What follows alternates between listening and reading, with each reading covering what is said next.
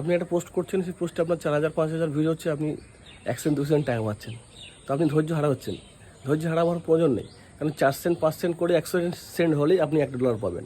তো $1 ইনকাম করতে গেলে প্রচুর খাটনির প্রয়োজন আছে। তো আপনাকে ধৈর্য হলে হবে না। ফেসবুক আপনাকে নিয়মিত পরীক্ষা করে। তো আপনি 4000 ভিউজ পাচ্ছেন, সেখানে 4 সেন্ট পাচ্ছেন বলে আপনি ধৈর্য হারাচ্ছেন এমন নয়। আপনি মাঝে মাঝে লং ভিডিও বানান, যেমন শর্ট ভিডিও বানাচ্ছে, লং ভিডিও বানান। লং 5 মিনিটের ভিডিও হলে ফেসবুক অ্যাকচুয়ালি ডলারটা কোথা থেকে দেবে?